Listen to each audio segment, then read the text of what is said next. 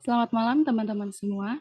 Pada kesempatan kali ini, kami dari kelompok 1 akan menjelaskan mengenai artificial intelligence untuk PPT UAS kami. Saya kelompok dengan beberapa kelompok. Yang pertama, saya sendiri Mila Anggreni Valentina. Lalu berikutnya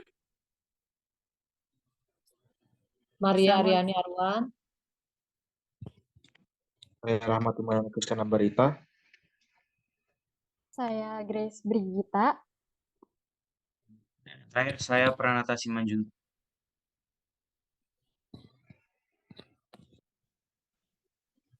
Baik, adapun preview untuk PowerPoint UAS ini yang pertama yaitu definisi AI, sejarah AI, jenis-jenis AI, aplikasi AI, manfaat AI, AI industri pada era 5.0, dan studi kasus.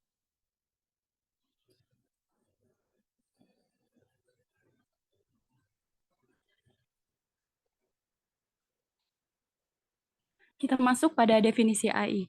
Definisi AI di sini ada dua, di mana definisi AI merupakan kemampuan sistem dalam menafsirkan data eksternal secara benar untuk belajar dari data itu, serta menggunakan pembelajaran itu untuk mencapai tujuan dan tugas tertentu melalui adaptasi secara fleksibel. Adapun definisi AI itu merupakan kecerdasan yang ditambahkan kepada sebuah sistem.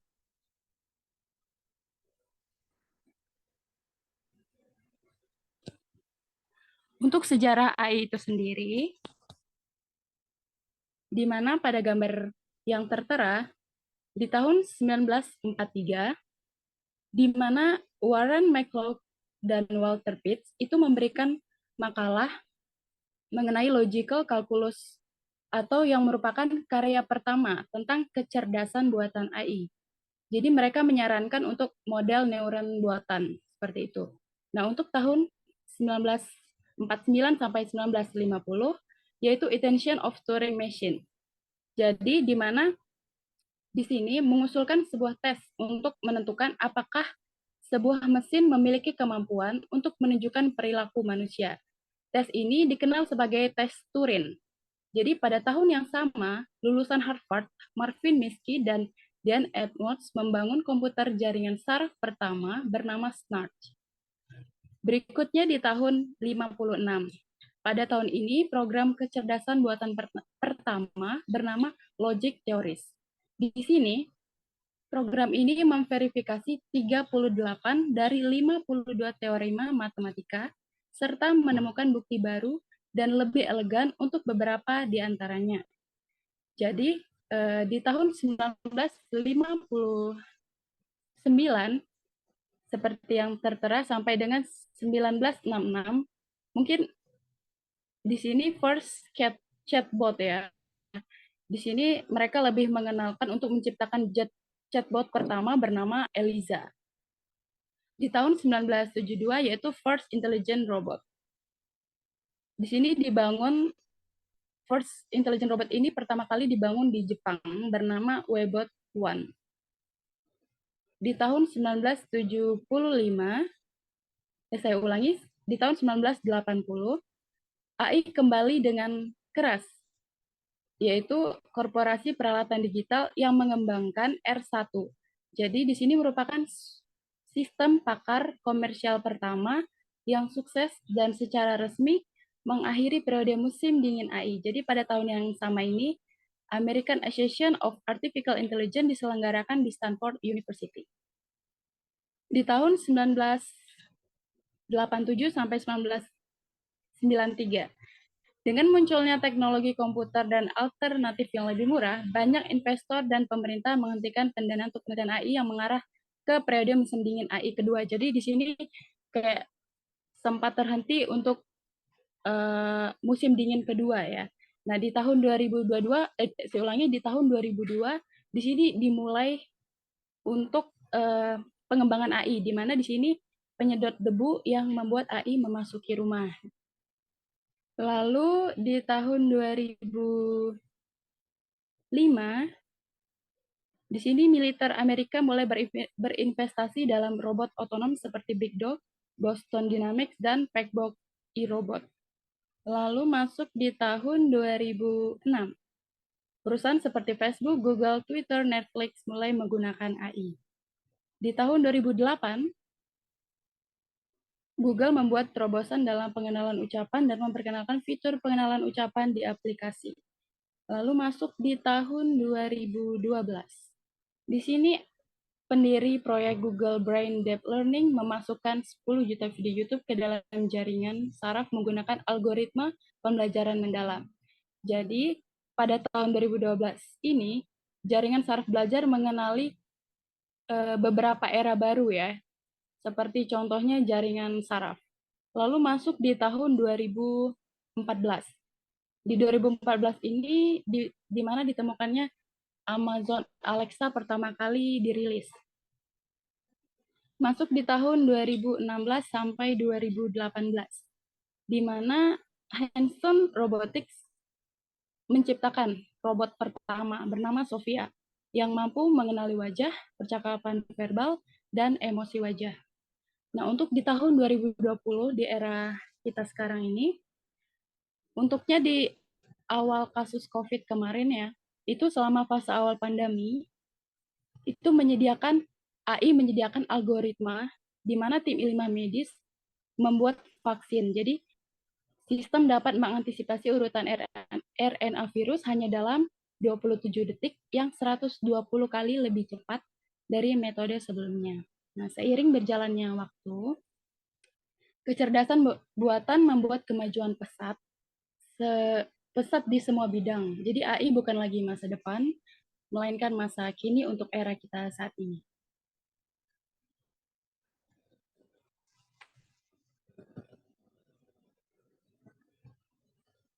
AI. Yang pertama dari jenis AI atau Artificial Intelligence itu adalah Neural Artificial Intelligence. Neural AI atau Artificial Intelligence jenis pertama ini dikenalkan pada tahun 1980 dengan berbasis neural. Merujuk pada penggunaan jaringan saraf tiruan atau Artificial Neural Networks, ANN, dalam mengembangkan sistem kecerdasan buatan, Neural AI didasarkan pada konsep dan fungsi dari sistem saraf biologis manusia, yang mencoba meniru dan mereplikasi kemampuan pemrosesan informasi otak manusia. Dalam Neural AI, jaringan saraf tiruan terdiri dari banyak neuron buatan yang terhubung satu sama lain dengan koneksi yang memiliki bobot tertentu. Neuron-neuron ini mengambil input, memprosesnya melalui fungsi matematika, dan menghasilkan output. Proses ini terjadi dalam lapisan-lapisan berbeda yang disebut lapisan atau layer. Dengan lapisan pertama menerima input dan lapisan terakhir menghasilkan output terakhir. Pelatihan Neural AI melibatkan memberikan jaringan saraf tiruan dengan sejumlah besar data latihan yang terdiri dari input yang diketahui dan output yang sesuai selama pelatihan. Bobot koneksi antara neuron diubah secara iteratif untuk mencoba meminimalkan kesalahan antara output yang dihasilkan oleh jaringan dan output yang diharapkan. Proses ini disebut backpropagation dan menggunakan algoritma optimisasi seperti gradient turun, gradient descent untuk memperbaiki bobot agar jaringan dapat belajar dari data dan meningkatkan kinerjanya. Yang kedua, Symbol Manipulating Artificial Intelligence, dikenal sebagai AI yang memanipulasi simbol, adalah jenis kecerdasan buatan yang fokus pada pemahaman dan memanipulasi simbolik. AI ini menggunakan representasi simbolik untuk mewakili pengetahuan dan memproses informasi dengan cara yang mirip dengan cara manusia berpikir. Pada dasarnya, simbol dalam konteks AI ini mengacu pada representasi abstrak dari konsep atau entitas di dunia nyata. Misalnya, simbol dapat mewakili kata, kalimat, angka, simbol matematika, atau konsep lainnya. AI yang memanipulasi simbol menggunakan metode dan algoritma yang dirancang untuk memanipulasi dan memproses simbol ini. Salah satu contoh penerapan simbol manipulating AI adalah sistem berbasis aturan, rule-based systems. Sistem berbasis aturan menggunakan aturan-aturan logika simbolik untuk mengambil keputusan atau memberikan jawaban berdasarkan input yang diberikan. Misalnya sistem pakar medis yang menganalisis gejala dan riwayat pasien menggunakan aturan-aturan logika simbolik untuk menentukan diagnosis atau rekomendasi pengobatan. Dan yang ketiga, terakhir, Neural Network Artificial Intelligence.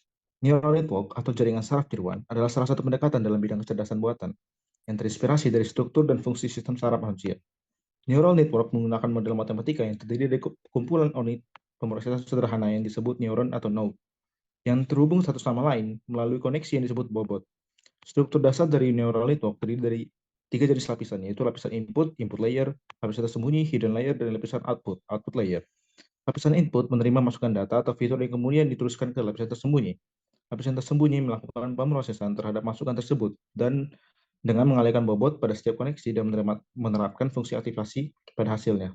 Setelah melalui lapisan tersembunyi, output diteruskan ke lapisan output, di mana dihasilkan prediksi atau output yang diinginkan. Dan proses pembelajaran training neural network melibatkan langkah-langkah seperti berikut. Inisialisasi bobot.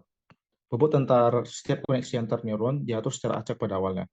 Propagasi maju, forward propagation, masukan data diteruskan melalui jaringan dari lapisan input ke lapisan output. Perhitungan kesalahan, propagasi mundur, pembaruan bobot, proses langkah kedua hingga kelima, diulang secara berulang-ulang dengan menggunakan berbagai contoh data pelatihan untuk mengoptimalkan bobot jaringan. Neural network merupakan salah satu teknik yang sangat kuat dalam pemodelan data kompleks dan telah berhasil digunakan dalam berbagai bidang seperti pengenalan gambar, pengenalan suara, pemrosesan bahasa alami, analisis data, dan sebagainya. Jenis-jenis aplikasi AI. Yang pertama itu ada dari ChatGPT. ChatGPT itu adalah sebuah chatbot atau robot kecerdasan buatan yang berbasis teknologi AI atau artificial intelligence. Teknologi kecerdasan buatan tersebut bisa melakukan percakapan sekaligus dapat memberikan jawaban atas pertanyaan dan kebutuhan para penggunanya. Bahkan saat berinteraksi di chatbot ini terkesan sangat natural, seakan-akan kamu tidak sedang chatting atau berbicara dengan chatbot pada umumnya. Sementara itu, istilah GPT itu sendiri merupakan kependekan dari Generative Pre-trained Transformer. Chatbot ini nantinya dapat memberikan jawaban secara akurat, persis seperti jawaban manusia ketika pengguna mengirimkan instruksi atau pertanyaan. Umumnya, jawaban yang mereka berikan dalam bentuk teks secara otomatis. Dan yang kedua adalah Quillbot. Quillbot itu adalah sebuah teknologi pemrosesan bahasa alami, natural language processing, untuk membantu dalam menghasilkan atau memperbaiki tulisan. Ini adalah salah satu dari banyak alat generasi bahasa yang tersedia saat ini. Fitur utama dari Quillbot ini adalah paraphrasing, atau merubah kalimat menjadi lebih mudah dimengerti. Dalam melakukan paraphrasing, Quillbot akan mengubah kalimat yang diberikan pengguna menjadi kalimat baru dengan makna yang sama atau mirip. Hasil dari paraphrasing tersebut dapat membantu pengguna dalam menyusun sebuah tulisan melalui bahasa lebih baik serta lebih mudah dimengerti oleh pembaca. Selain paraphrasing, Quillbot juga memiliki fitur-fitur lain bagi pengguna, seperti ketika menulis grammar checker atau pengecek tata bahasa dan thesaurus atau kamus kata-kata sinonim. Melalui fitur grammar checker, Quillbot dapat membantu pengguna untuk memperbaiki kesalahan dalam penulisan seperti tata bahasa atau ejaan. Sedangkan dengan thesaurus, Quillbot dapat membantu pengguna untuk menemukan kata-kata sinonim yang lebih tepat digunakan dalam sebuah kalimat. Dan yang ketiga adalah bot Telegram. Bot Telegram ini berdasarkan nama Telegram, bot chat Telegram merupakan akun khusus yang tidak memerlukan nomor telepon tambahan. Pengguna dapat berinteraksi menggunakan fitur ini dengan dua cara, yakni sebagai berikut. Mengirimkan pesan dan perintah ke bot dengan membuka obrolan dan menambahkannya ke grup. Dan kedua, mengirimkan pemerintahan langsung dengan cara mengetikkan nama pengguna bot. Selain berkirim pesan, bot chat Telegram ini juga bisa digunakan untuk keperluan lain seperti menonton film hingga mengunduh lagu. Berikut jenis bot chat Telegram yang digunakan pada pengguna aplikasi tersebut. Seperti pertama, Anonymous Chat. Ini adalah bot chat Telegram yang populer dan dipakai oleh para penggunanya. Dengan bot ini, para pengguna bisa berkirim pesan dengan orang tidak dikenal tanpa menggunakan identitas asli. Kedua, Random Chat Bot. Sesuai namanya, Random Chat Bot memungkinkan para penggunanya untuk bertemu dengan pengguna lain secara acak dan anonim. Berbeda dengan Anonymous, pengguna Telegram bisa melihat sedikit identitas lawan bicara seperti gender dan usia. Ketiga, Feedreader Bot. Feedreader Bot adalah salah satu bot chat Telegram yang bisa digunakan untuk mendapatkan informasi langsung secara otomatis dari berbagai artikel di situs web. Dan ada Song ID. Selanjutnya, bila kamu adalah penggemar musik, Song ID adalah salah satu bot musik di aplikasi Telegram yang wajib dicoba. Dan ada IMDb. Bagi para pengguna Telegram yang hobi menonton film, kamu bisa menggunakan bot chat Telegram IMDb untuk mendapatkan informasi tentang film yang akan ditonton. Ada Andy English Bot untuk belajar bahasa Inggris, dan ada Gamebot, bot chat Telegram yang menawarkan kepada penggunanya untuk memainkan sebuah game obrolan. Dan yang keempat adalah Google Assistant. Seperti namanya, Google Assistant menghadirkan virtual assistant yang tersedia otomatis khususnya di perangkat handphone, di mana aplikasi AI1 ini memiliki banyak penggunaan. Seperti penggunaannya, kamu bisa mengajak asisten ini untuk melakukan percakapan dua arah. Google Assistant menggunakan teknologi pemrosesan bahasa alami, NLP, untuk memahami dan merespons permintaan penggunaan. Ini dapat menjawab pertanyaan, memberikan informasi, menyelesaikan tugas, dan melakukan banyak fungsi lainnya. Google Assistant memiliki kemampuan untuk melakukan berbagai tugas seperti memberikan informasi, menjalankan perintah suara, mengontrol perangkat rumah pintar, membantu dalam perjalanan, dan terakhir menjalankan aplikasi pihak ketiga. Dan selanjutnya, aplikasi AI-nya adalah Amazon Alexa. Amazon Alexa adalah sistem suara cerdas yang dikembangkan oleh Amazon. Alexa menggunakan teknologi pemrosesan bahasa alami untuk memahami perintah suara pengguna dan memberikan informasi menjalankan tugas dan mengendalikan perangkat yang terhubung. Selanjutnya adalah aplikasi AI Waze. Waze adalah aplikasi navigasi berbasis AI yang sangat populer dan untuk membantu pengemudi menavigasi lalu lintas. Namun Waze bukanlah AI dalam arti yang sama seperti saya. Waze menggunakan teknologi AI untuk mengumpulkan dan menganalisis data lalu lintas secara real-time, memberikan informasi tentang kepadatan lalu lintas, kecelakaan, penutupan jalan, dan bahkan lokasi bahan bakar terdekat. Selanjutnya adalah e-payment. E-payment merupakan salah satu produk artificial intelligence AI yang memungkinkan Anda untuk melakukan penyetoran, transfer uang, dan membuka akun dari mana saja. Dan yang terakhir adalah Netflix, sebuah platform streaming yang menyediakan berbagai macam konten audiovisual, termasuk film, acara TV, dan dokumenter. Netflix menggunakan kecerdasan buatan AI dalam berbagai aspek operasionalnya, termasuk rekomendasi konten, pengaturan streaming, pengenalan wajah atau suara, penyuntingan dan produksi konten, dan penggalian data. Oke. Next. Berikutnya adalah manfaat AI dalam TI atau teknologi informasi. Yang pertama yaitu adalah automatisasi. AI dapat mengotomatisasi tugas-tugas yang berulang dan rutin dalam TI atau teknologi informasi, seperti pengolahan data, analisis data, dan pemantauan sistem. Hal ini membantu meningkatkan efisiensi dan mengurangi kebutuhan akan intervensi manusia. Yang kedua, ada peningkatan keamanan. AI dapat digunakan dalam teknologi informasi untuk mendeteksi serangan cyber dan ancaman keamanan lainnya. Dengan algoritma pembelajaran mesin, AI dapat mengidentifikasi pola-pola yang mencurigakan dan memberikan peringatan dini, sehingga sistem keamanan dapat diintervensi dengan cepat. Yang ketiga, analisis data yang lebih cepat dan akurat. Dalam TI atau teknologi informasi, terdapat banyak data yang dihasilkan setiap harinya. AI atau Artificial Intelligence dapat membantu dalam menganalisis data tersebut dengan cepat dan akurat. Dengan kemampuan AI dalam mempelajari pola dan tren, sistem AI dapat memberikan wawasan berharga dari data yang kompleks dan besar dalam waktu yang lebih singkat daripada dilakukan secara manual. Lalu selanjutnya ada penyediaan layanan pelanggan yang lebih baik. Dalam industri TI atau teknologi informasi, AI dapat digunakan untuk memberikan layanan pelanggan yang lebih baik. Dengan menggunakan chatbot atau asisten virtual yang didukung AI, perusahaan dapat memberikan respon cepat dan solusi kepada pelanggan. Respon cepat menjawab pertanyaan dan menangani masalah dengan lebih efektif. Lalu selanjutnya ada pengembangan aplikasi cerdas. AI juga dapat digunakan untuk mengembangkan aplikasi cerdas dalam bidang teknologi informasi. Misalnya, pengenalan wajah dan suara, pemrosesan bahasa alami, dan sistem rekomendasi.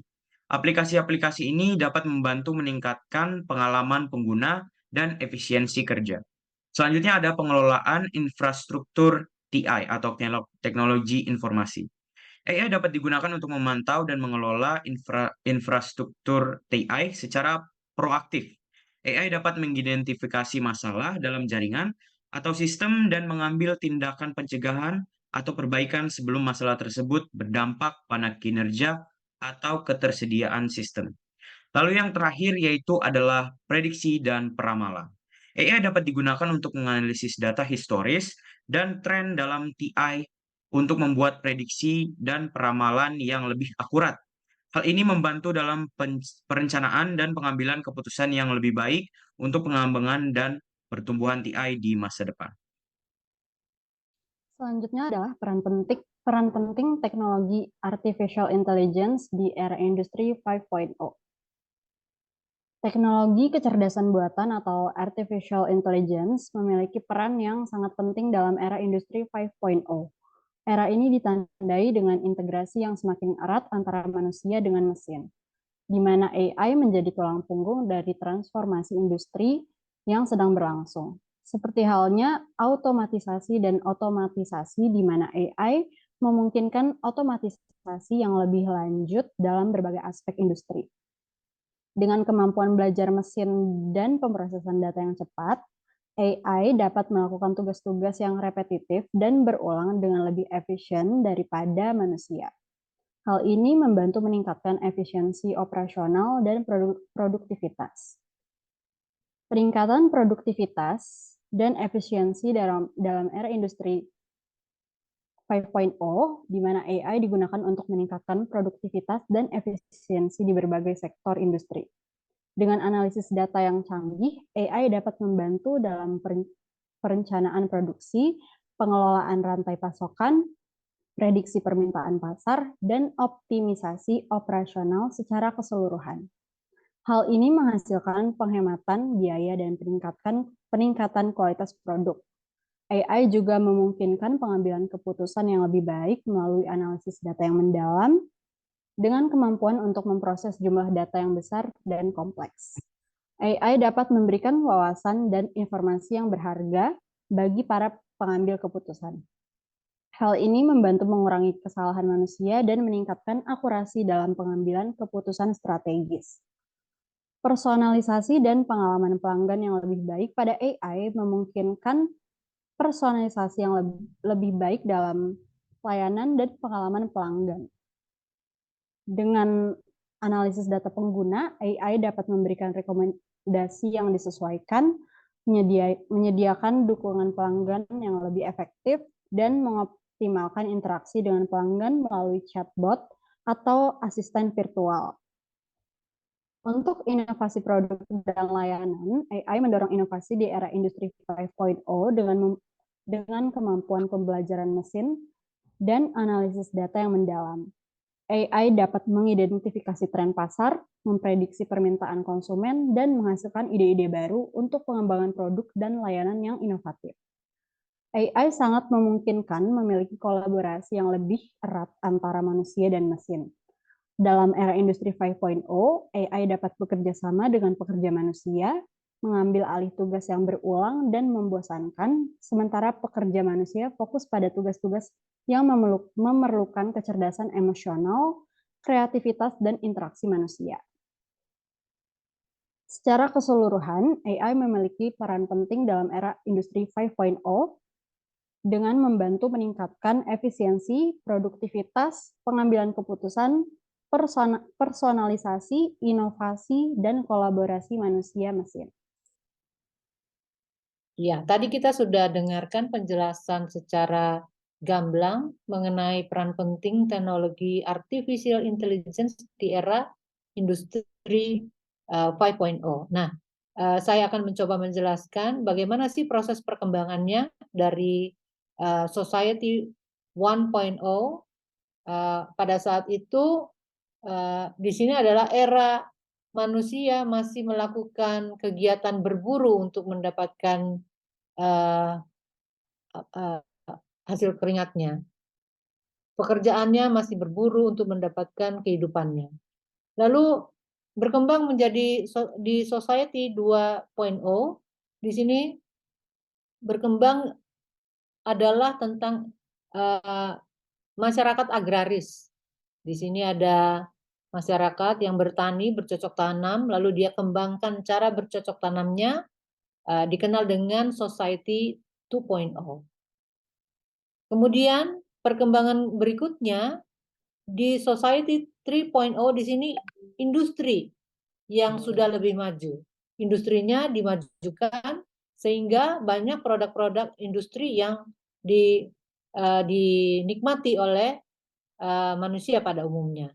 Nah, setelah society 3.0 ini, industrial yang berkembang, kemudian menginjak ke society 4.0, di sini masuk ke information society, artinya di saat inilah sangat-sangat kita rasakan perkembangan teknologi informasi.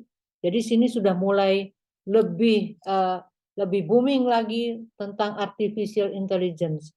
Semua lini pekerjaan, baik itu dunia ini sudah berintegrasi dengan informasi, teknologi informasi yang sangat-sangat maju pesat. Dan akhirnya sampailah kita pada era 5.0 yang generasi sekarang ini dijelaskan bahwa pada Society 5.0 ini dulu di sini ada gambar overloaded ya, di sini ada keterangannya overloaded. Artinya informasi-informasi yang dulu ya di masa 4.0 ini kan masuk semua itu informasi. Informasi ini yang masih tumpang tindih dengan adanya teknologi artificial intelligence yang sudah semakin berkembang. Teknologi ini bisa mengorganisir, bisa merapikan semua data. Misalnya data kita yang tadinya berserakan atau kita susah mencari satu informasi, tapi dengan teknologi AI ini, artificial intelligence, sudah semakin rapi. Ditunjukkan dengan apa? Dengan contohnya pada saat kita menggunakan aplikasi ChatGPT, bagaimana kita bisa dengan mudah menyusun makalah atau menyusun esai gitu, karena teknologi ini membantu merapikan data-data yang kita butuhkan, sudah lebih terkondisi lagi, sudah lebih terorganisir, dan apa yang kita butuhkan dengan mudahnya kita dapatkan. Salah satunya dengan teknologi AI atau AI ini, yaitu dengan ChatGPT. Dengan Society 5.0 ini, yang tadinya tenaga kita itu dibutuhkan dengan keras, terbatas sekali untuk merapikan ini, jadi kita sudah lebih dapat menghemat tenaga nih ceritanya. Ini kita menghemat tenaga sehingga apa yang kita lakukan, kita butuh waktu kita semakin efisien, tenaga kita juga semakin efektif untuk kita bisa menyajikan data-data dengan lebih sempurna. Nah, dulu sebelum kita ada di era ini, era AI ini, kita terisolir. Informasi tidak dengan mudah kita dapatkan. Kita harus keluar dulu, keluar effort dulu, usaha dulu untuk mendapatkan informasi. Tapi sekarang informasi itu sudah datang sendiri. Ya, kita sudah terhubung, sudah datang sendiri. Bahkan kadang-kadang kita tidak sadari bahwa semuanya ada di genggaman mata kita. Semuanya ada di depan mata kita. Dulu kita usaha sendiri untuk mendapatkan informasi, untuk mendapatkan baik itu misalnya kebutuhan kita sehari-hari, tapi sekarang dengan adanya teknologi artificial intelligence yang sudah sangat berkembang ini, maka semua hal kita bisa lakukan dengan cepat, menghemat energi, menghemat waktu. Itulah peran penting teknologi artificial intelligence di era industri 5.0 yang sangat-sangat kita rasakan. Begitu. Nah, kita lanjut. Nah, dari kelompok kami merasa perlu untuk memberikan contoh. Kita mengadakan studi kasus pengenalan wajah. Yang kita lakukan adalah salah satunya kita tertarik untuk mempelajari kasus pengenalan wajah otomatis untuk keamanan pintu masuk. Nah, bagaimana prosedurnya? Sebuah perusahaan misalnya, sebuah perusahaan keamanan ingin meningkatkan keamanan di gedungnya, di gedung perkantoran mereka. Mereka harus memasang sistem pengenalan wajah otomatis di pintu masuk.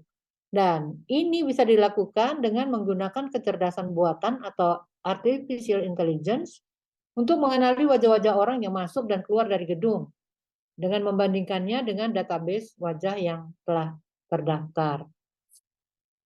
Langkah-langkah implementasi AI ini yang pertama dilakukanlah pengumpulan data. Pengumpulan data ini berupa apa? Adalah berupa dataset gambar wajah yang mencakup seluruh pekerja yang ada di gedung tersebut. Dataset inilah yang akan menjadi acuan untuk melatih model kecerdasan buatan. Setelah dataset wajah ini dikumpulkan, lalu dilanjutkan dengan pelabelan data. Artinya pelabelan itu dari informasi yang ada itu dibuat misalnya namanya, nama seluruh pekerja, nama pekerja, pekerjaannya apa, dudukannya apa, ruangannya di mana, mungkin seperti itu, semua dibuat labelnya. Setelah label ini dikumpulkan, dataset tersebut dengan menggunakan gambar tadi yang sudah dilabeli, perusahaan dapat melatih model kecerdasan, pelatihan model. Tahap berikutnya adalah pelatihan model. Pelatihan model ini berbasis pada jaringan saraf tiruan atau neural network seperti convolutional neural network CNN. Pelatihan melibatkan proses menyesuaikan gambar parameter model untuk mengenali pola dan fitur wajah yang berbeda. Nah, setelah AI ini melatih model, mengenali modelnya, diadakanlah pengujian. Setelah model dilatih di perusahaan itu perlu mengujinya apakah sudah sesuai dari dataset ini dengan labelnya, lalu dengan model yang ada diuji apakah sudah sesuai wajah yang masuk itu betul-betul cocok dengan label datanya. Kemudian setelah diuji, perusahaan dapat mengintegrasikannya dengan sistem keamanan pintu masuk. Nah, sistem akan menggunakan kamera untuk mengambil gambar wajah setiap orang yang melewati pintu masuk. Gambar tersebut kemudian diproses oleh model kecerdasan atau AI ini, diproses untuk mengenali wajah dan membandingkannya dengan database wajah yang sudah terdaftar. Nah, setelah terintegrasi, sistem ini telah terintegrasi, maka dilakukanlah verifikasi. Kalau terverified, misalnya verified gitu, cocok, maka aksesnya bisa dibuka. Tapi kalau tidak, aksesnya akan ditolak. Dan sistem akan memberikan peringatan apakah diterima atau ditolak model yang tadi sudah dibaca oleh sistem. Nah, verifikasi akses ini dilakukan secara otomatis. Setelah semua prosedur ini dilakukan, perusahaan wajib melakukan pemeliharaan dan peningkatan terhadap sistem yang dibuat. Dengan menerapkan sistem pengenalan wajah otomatis, menggunakan kecerdasan buatan ini, perusahaan keamanan dapat meningkatkan tingkat keamanan dan mengurangi resiko akses tidak sah ke gedung perkantoran tersebut.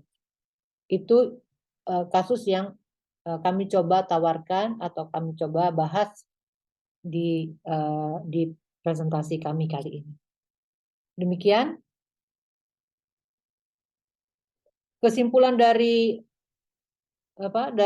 presentasi kita adalah potensi artificial intelligence dalam teknologi informasi telah membuktikan dalam banyak aspek dari teknologi informasi. Dengan kemampuannya untuk memproses, menganalisis, dan menginterpretasikan data secara cepat, AI telah memberikan kontribusi besar dalam meningkatkan efisiensi dan produktivitas di berbagai sektor teknologi informasi. Nah, kami memberikan saran dalam era industri yang semakin maju, AI ini memiliki potensi yang besar untuk meningkatkan efisiensi, tapi juga dalam hal kecerdasan emosional, kreativitas, interaksi manusia, dan penilaian moral manusia masih memiliki keunggulan yang signifikan. Artinya, dalam hal ini tetap bahwa manusia itu lebih punya kecerdasan yang lebih tinggi. Bagaimana manusia tidak tergantikan oleh AI, tapi dibantu dan dipermudah dengan AI. Jadi, manusia tetap harus aware dengan tugas-tugas yang repetitif, tetap harus meningkatkan keahliannya agar dapat membantu manusia sendiri dalam melakukan tugas-tugas tersebut, dan kita tetap berada pada tingkat yang lebih sempurna dibandingkan teknologi yang kita buat. Artinya, teknologi boleh saja lebih tinggi, tapi manusia tetap harus lebih pintar dari teknologi yang diciptakan. Demikian dari kelompok kami. Terima kasih. Untuk pembahasan selanjutnya dapat ditanyakan atau apabila ada pertanyaan bisa dicantumkan di kolom komen. Terima kasih.